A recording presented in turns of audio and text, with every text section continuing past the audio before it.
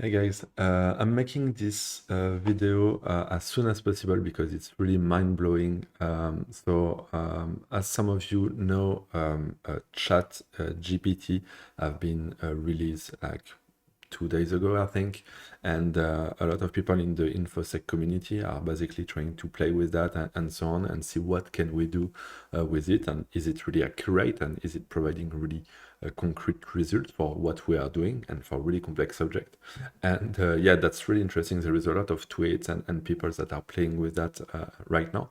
I was just looking to make a quick video just to show you that on our main subject, that is security, IT security, blockchain security, and so on.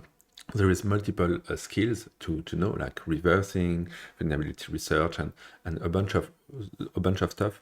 And basically, this kind of tool can really help you to scale up your level on some of them, like and providing a really detailed response. So let me just show you some example, and yeah, if you like it, let me know. Put your question below, and I will be really happy to make like a second video on this subject. As I told you, I mean, it's really mind-blowing. So I will show you what I've done after. It's basically playing a bit with this one as well. But if you take a look at the stuff, there is CTS that basically try to directly ask ChatGPT, okay, there is a vulnerability, how to exploit this smart contract. And he actually tell, okay, there is a bug. So, and basically ChatGPT just told him, okay, I mean, that's, and we will see that right there, reentrancy. It's a potential reentrancy vulnerability. So that's really amazing. I mean, that's just mind-blowing. So he's able to tell you, okay, there is a potential reentrancy, withdraws, sender call, and so on, with all the detail. How to fix this issue. He even provides some idea how to fix that. So with some kind of mutex and return value of the call to ensure, like, check the return value. So actually the fix is not exactly the best stuff we can have, but I mean, it's already a lot. There is also this example, OpenAI, this is crazy. So writing fuzzing harness, we basically ask, okay, write me a JavaScript fuzzing harness for JPEG.js, and the stuff just create a compelling fuzzing harness from nowhere. So I've done the same with like Rust to see if it was possible, like for Rust ASN1, and it basically create me something like that. So it's using the library perfectly and so on. No worries about that. It's putting everything into the test, and it will just mention you.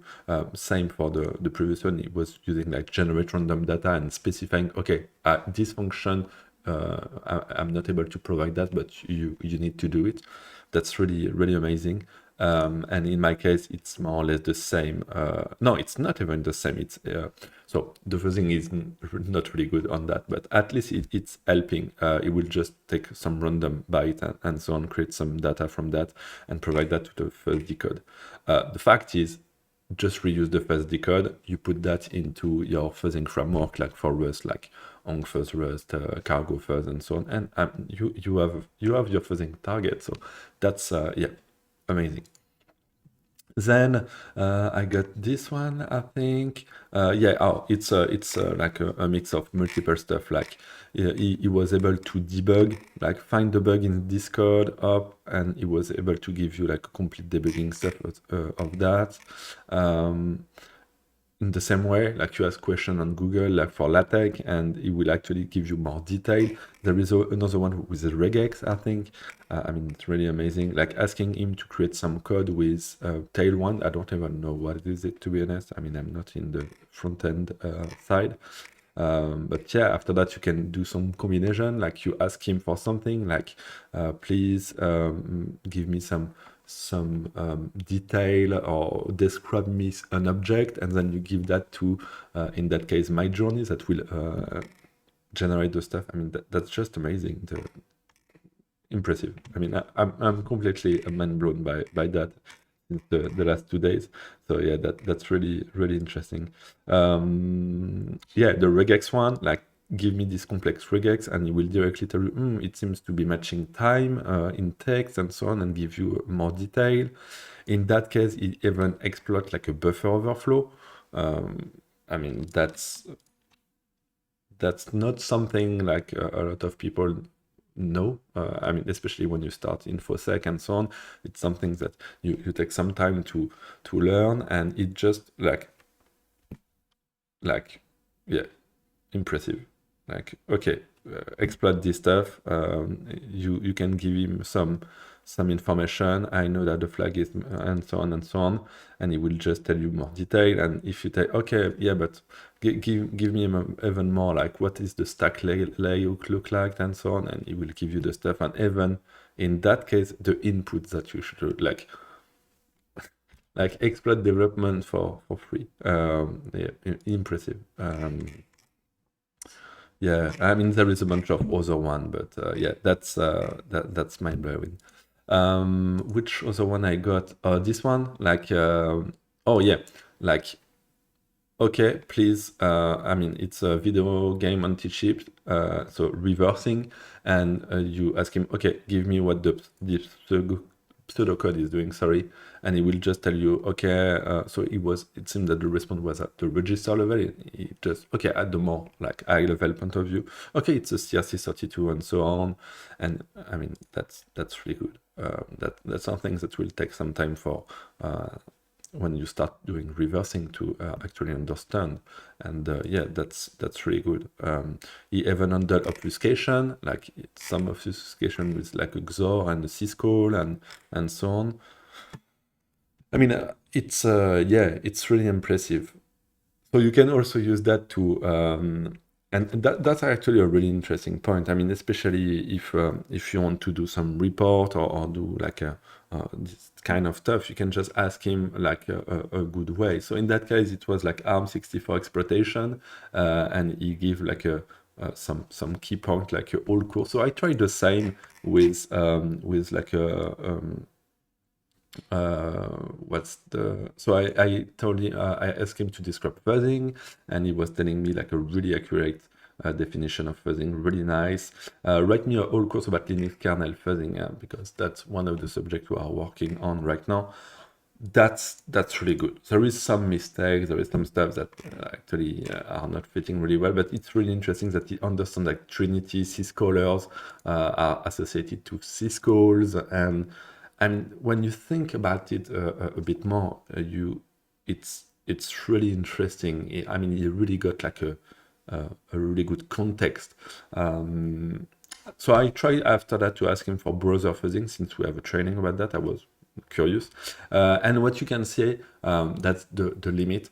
You can see that it's reusing most of the like he got a scheme of maybe don't know, in his mind, something like that, about what the training should look like and so on. So for fuzzing, like fuzzing, advanced evaluation, reporting, and so on. But yeah, that's still interesting. Not working really well for that, but it's a complex subject. What else? Oh yeah, I was asking him, okay, can you explain me how 5G network work? And he just tell me like a really I mean, it's a high level view of 5G network is working. So that's again, that's really nice. Like you have your device, you connect to a base station, and you connect to the core network that is connected to other core network, and that's exactly that. Yeah, that's really impressive. Some other I put in comments, so the ARM64 exploitation. Oh yeah, and like yeah, like can you decompile this stuff? And it just basically provides you something like that. Like, okay, I mean, that's what we have been working pretty hard on the last decades, to have decompilation on this level. But it's not enough, because you can just ask him, okay, but I mean, tell me what is it? And he told you, okay, that's the bubble sort algorithm. Like he understands that. And even better, you can ask him, okay, just replace with some variable, and ta-da! That's yeah, that's really impressive. I mean, I don't know what to say more than that. It's just fucking mind blowing. Sorry for the F word.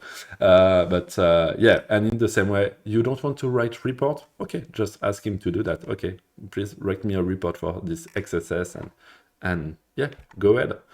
So yeah, don't want to be like a 20-minute video, but yeah, I mean, that's really good. I'm linking the tweets I found really interesting, and please, I mean, if you got some really funny stuff and so on. Last one, I forgot to mention, there is one guy, but I think the tweet got deleted, but he succeeded to actually inject a command directly on ChatGPT.